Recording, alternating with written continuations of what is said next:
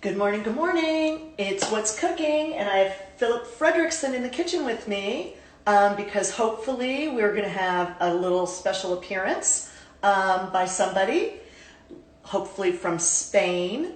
Anyway, we are making this dish called Shakshuka.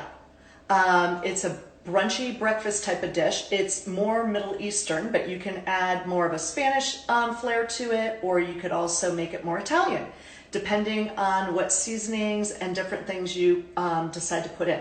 So today, Shakshuka, which is hard to pronounce, yes it is, also has another nickname, which is odd because it's more heavenly than this nickname, but they call it eggs in purgatory.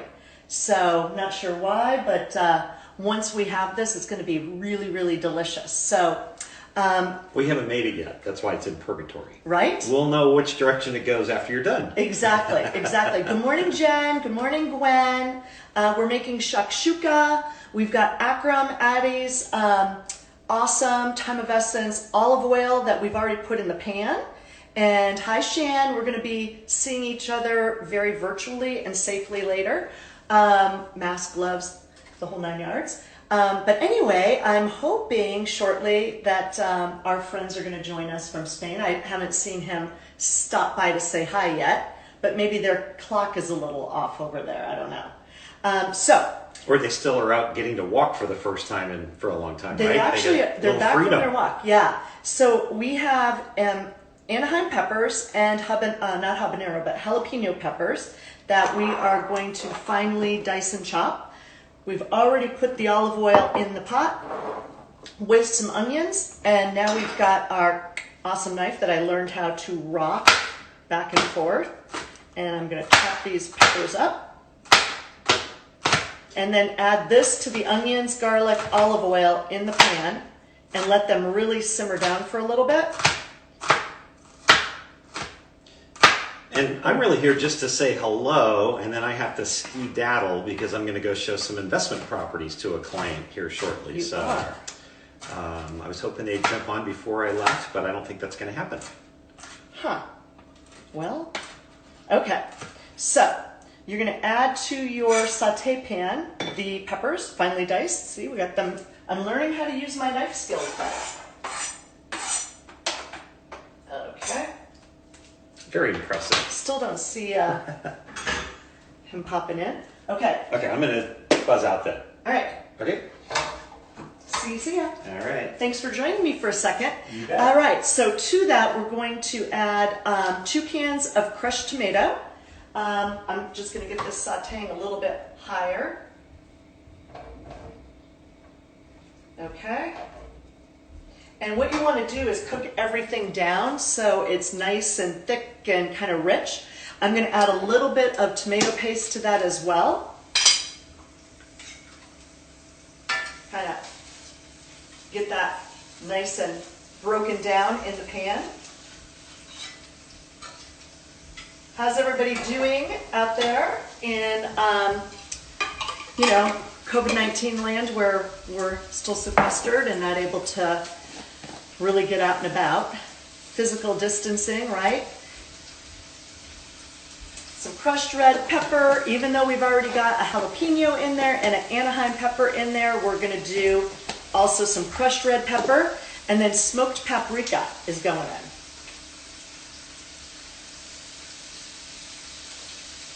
All right, you guys can probably hear it sizzling. I still don't see our guest. I don't know what's going on, so hopefully they're going to pop in. They're definitely a little behind schedule. All right. You guys are probably wondering why there's this ginormous bottle of wine on the kitchen counter. Trust me, we're not drinking it. It's just for looks. Oh, this looks really, really good. And you can smell all the fragrance, especially with the smoked paprika in there. All right, gonna add some diced tomatoes. I'm gonna put 2 cans in there. And in the oven, there are 2 racks of St. Louis pork ribs. I haven't made ribs in forever, so I prepped them last night and I put regular mustard, like regular mustard, because it has a lot of vinegar in it. And I took that kind of thin skin that's on the back of the ribs where the bones are. I took that off, and then I rubbed everything with olive oil and mustard. In fact, one second, I think I see somebody that just is joining. Okay, let me tap on his name here. You have to say something. Type something in. If you say hi, I can invite you in. Shannon, it smells really, really good. Super good in here. Okay. All right. Super excited. Connect. Look who's here. How's it going? I love this. Live from Spain. What part of Spain are you That's guys right. in? We're in Sevilla. Sevilla. A little neighborhood called Triana. Yeah. So we have Roberto Espinosa and the Fab Five, a different Fab Five, not the Queer Eye for a Straight Guy Fab Five, but we have winemaker extraordinaire from Espinosa Vineyards. He and Noel and the three kids are in Spain. So what happened today? What was it like? Well, today was pretty good. I'm trying to find a place to put the phone right now. Yeah, today was pretty good. For the first time today, we were able to actually get out of the house together as a family. So Thank God. it was kind of cool. What did you guys end up doing? We just took a walk to the park. And parks are open? Are the beaches open yet? They just opened parks today. We're not really close to the beach, but I think some beaches were open for people that live locally. It's been 42 days since the confinement or restriction on leaving the house has happened, and we've been able to go to the grocery store and go to the pharmacy if we needed to, but there's no sort of exercising allowed. You had to be going somewhere.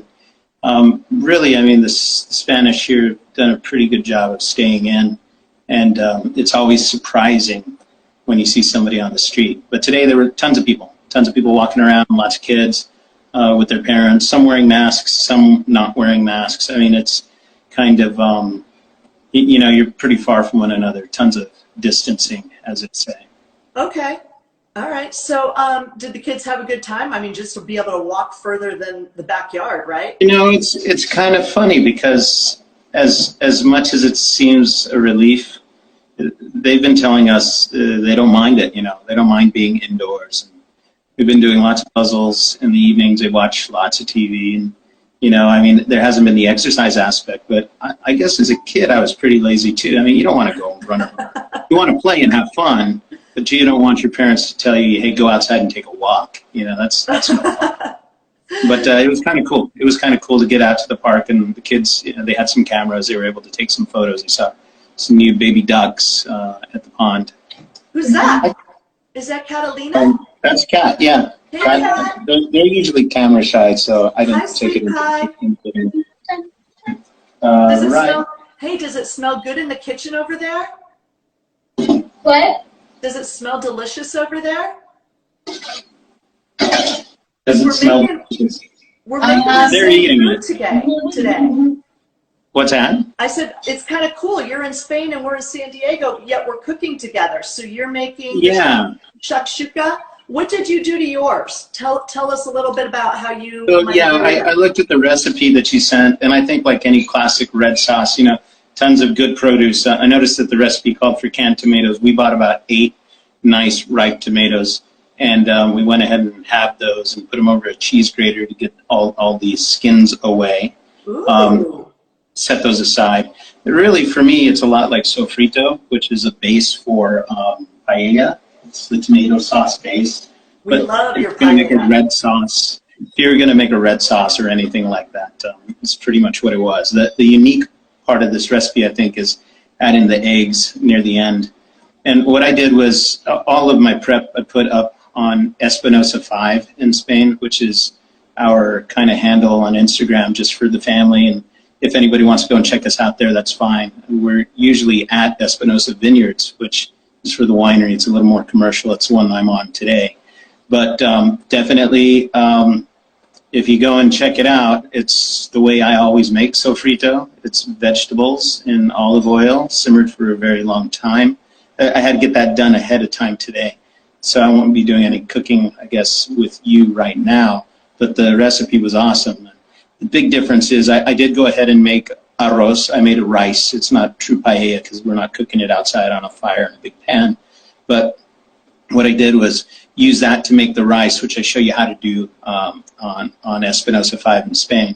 Oh, But cool. then at the end, the remaining sofrito that I had, I went ahead and cracked an egg into that. And what I did was I used that to top some of the rice. And we also did a chicken today. So a little bit of protein along with the egg, the yolk. It's super delicious. So Wow, the kids that as well sounds are yummy. out there eating that right now. Are they? But all the photos and video are up at Espinosa 5 in Spain if anybody wants to check it out. Now, did you put any jalapeno or any peppers in yours? So we have something here. It's an Italian pepper that they have. They're long. Wow. Okay. They're long. They kind of look like an Anaheim. This one is halved and seeded and veined. But I just chopped that up. Chopped up an onion, a couple cloves of garlic. Simmered those along with the tomato that I pulled away from the skins. And then after simmering, I added a few spices. So in the recipe, there's cumin and oregano. Okay. We did just a touch of salt, but also saffron, and then Ooh. to make it a little bit more Spanish, sweet paprika and smoked paprika. And that adds a little bit of color as well, a really nice deep red, but tons of flavor. I put smoked in. Should I add some cumin too, you think? Little. Yeah, I think cumin's a nice aromatic for that. Okay. All right, a little cumin. And I have oregano. Philip Yeah, loves I added a little oregano as well. Okay. Don't typically add oregano to my sofrito, But you did but today. in this case I did today. Okay. And I'll put sweet paprika in too because I've already put smoked. Sounds good. So tell us a little bit more about the winery, because we've been promoting your winery almost all the time, and look what I have on the kitchen counter. Yeah, thanks. Well, that's a Magnum. Where'd you get that? That's rare. I think you might have given it to Don Felipe for a birthday gift, and we've yet to ever open it. Like You should open it. It's nice. I know, It's it's like made to drink. It's a 2016 Pinot Noir. Yeah, Santa Lucia Islands. That's a nice wine. That is a very good wine, yeah. And when you guys get back, I know, oh, hey, Kat, was dinner delicious with the chicken Yeah. and the eggs? Okay. I got I'm eating it. some Chicky Chew eggs right here. Nice. We saw lots of duck eggs at the park today. The kids wanted to bring one home and incubate them. How No, big they're are like they? mallards. They're just regular sized eggs. Oh, okay. Wild ducks. They Oh wanted my to bring them God. home to incubate. You guys can Crazy. I said we should take them home and eat them, but they wouldn't let me do that. Are you allowed to? Like, are you allowed to remove them? And No, I don't think so. No. Yeah. We were just joking around. No, It's just springtime. I think I told you, I might not have, that San Diego supposedly opens parks and beaches up tomorrow. Oh wow, okay. Yeah. No, I hadn't heard that. And like I said, here 42 days, strict confinement. Nobody's been able to really go out to do much of anything. If you're in a car, they stop you, ask you where you're going. If you're on the street walking, they want a receipt showing that you actually bought what's in your bag. Lots of people have been like loaning out dogs or sharing dogs to take walks. So they've been pretty critical of that activity. And what's really interesting, I think, is that the people really kind of self-police as well. They really do stay in, which is, I guess, good. I think the biggest problem here, and you've seen, I'm sure, tons of cases in Spain, is the population density here. I mean, you look at New York is bad. Every town in Spain has a very dense urban center. We live on the first floor of a 6-story apartment complex, and it's right in town. There are definitely centuries-old churches, and the walkways are beautiful, and the buildings that are storefronts have been maintained to look as if they're really, really old. But everything is multi-use here. It's mixed use. So you've got residential above, and you've got street front commercial on the street. but just so many people in such a small space. There's not urban sprawl, suburban sprawl here. It's just all in the center. So if somebody gets sick in a building, we use the same door that 50 other tenants use to get into the main building. And, you know, the access hallway and the elevator and the stairwell, all of that is used probably by, if there's an average of 3 people in each apartment, you got 150, maybe 200 people using one door multiple times a day. And then, of course, you know, elbow to elbow, having tapas and beers and wine on the street day in, day out during the holidays in February, March. And that's really, I think, what led up to this big explosion of people getting sick here. But it looks like we've turned the corner and the government's giving people a little bit more leeway now. Oh, that's good. Kids will hopefully go back to school. May 15th is the target date. That's so they'll still have a month of school after we wrap up, after we de-escalate the quarantine, as they're calling it. Yeah, so it'd be interesting to see. No school.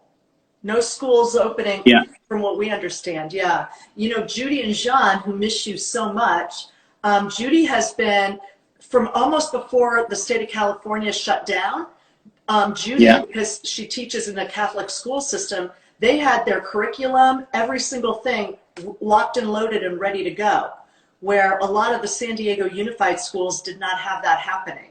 Yeah. So it's super hard. The schools here have been doing a pretty decent job of sending out work, but they've already said grades won't be reduced. They can only be improved. And I think the last 30 days, I think we were ahead of the U.S. in when the confinement started and when people started getting sick. So I think the goal is to get kids back in school maybe for a month, to give workers that 30-day kind of, you know, they can't go to work if they don't have somebody watching the kids, and they want to be able to have workers return to work and have a safe place for their kids to go, which is school. Yeah, you know, it's kind of the same thing here. People have to have somebody watch their kids. That makes so much sense. Yeah. So it'll be interesting to see. I mean, they're looking at the data, of course, pretty closely, and they're going to try to correlate any sort of easing of the restrictions with spikes in, you know, contagion. So if in a week or two people start getting sick again, they may slow down what's going on. But if the data looks good, I'm sure they'll continue to open things back up. We're hopeful we can continue to do some traveling within Spain starting around the middle of May. Oh, that'll be good. That's super good. You know, Don Felipe was down here earlier to say hi to you. He's he said he was showing property or something. Yeah. Yeah, he's going out with, you know, mask, gloves, booties, the whole 9 yards. You know, we've got these California Association of Realtor COVID documents that have to be filled out. But Coldwell Banker West, our company, has been leading the pack in the county as far as the standards of how we do everything virtually, virtual open houses, virtual buying property tours where we show them everything online virtually. It's pretty cool. Yeah. Too bad we can't do virtual like wine. We can't pour it into the screen like. Right. You know. It's a little early here for us to be drinking, but I definitely wanted to get this big gun out because we use it, you know, for displays and stuff. And a couple weeks ago, we featured Highland Valley wine region, and of course ended with our Espinosa winery, and had like, it was funny. Oh my gosh, I think we had like 12 bottles of wine from your, you know, different varietals, different years, different things that we've purchased over the time, and it was really fun. Really. Did you open them all? Pardon? Did you open them all? No. Or were you able to open them all? No. What we typically do, like we opened yesterday, we opened a red Maverick from Cheval, and we just tasted it. But tonight, I've got St. Louis style rack of ribs in the oven. They've been in since 7 a.m. at 250, just slow roasting. And that's what we'll have for dinner tonight. So we'll have the ribs. This is brunch. Cool. Yeah. Well, I think you're going to enjoy it, and I'm actually going to go and enjoy it myself right now. All right. Well, thanks for popping by. Thanks for the idea. I think it was great, and it was fun to cook something a little bit different. Cool. Well, you guys have a great night. We love you guys. We miss you. We can't wait to see you back home. But more importantly, Yeah, we can't want wait to you get have back. fun. We want you to have fun in Spain. So Us too. say hi to everybody. Cheers. Take care. Goodbye. Bye. That was super cool. I love that. So that was Roberto Espinosa from Espinosa Winery, coming to us live from Spain, Sevilla. So he made his more with saffron. I don't think I have any saffron, but that would be a super extra good additive. So that's going to simmer for quite a long time. I added parsley, cumin, sweet and spicy, or sweet and smoked paprika, crushed red pepper, Anaheim chili, a jalapeno pepper, a little oregano, which I'm not really a fan of, but just a smidgen, and then lots of olive oil. Actually, I'm going to throw a little bit more olive oil in this. So a little bit more of Akram's award-winning, yummy, yummy, yummy. And he is at the farmer's market on Saturdays in Little Italy and on Sundays at Rancho Santa Fe. And he sells za'atar as well as olive oil and makes manouche, which is this phenomenal vegetarian flatbreads. So he puts thyme essence and olive oil, kind of making a paste. He then puts that down on the flatbread with some Persian cucumbers, some black olive, Kalamata olives with the pit removed, some sliced avocado in there. Oh, it's just phenomenal. It's Philip Frederickson's one of his favorite sandwiches. So when we get ready to have this, we're going to make little pockets inside. I'm going to see if I can show you this without burning myself. Can you see this in there without me spilling it? It looks so good. I just got this pan on Amazon. I'm super stoked about it. So that's going to cook up, and then make little tiny pockets, and we're going to crack eggs and have sunny side up eggs cooking inside the pot or the pan with that shakshuka, and then we're going to add a little bit of feta cheese. So again, if you wanted to make this more Italian, you'd add Parmesan cheese.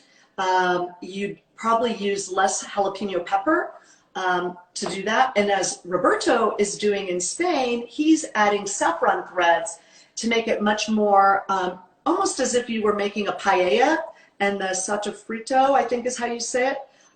He's doing it that way. So anyway, that's what's cooking today, and I might be back on Facebook Live later with my St. Louis style ribs. So everybody continue to stay physically distancing while staying socially connected virtually, all right? Have a great day.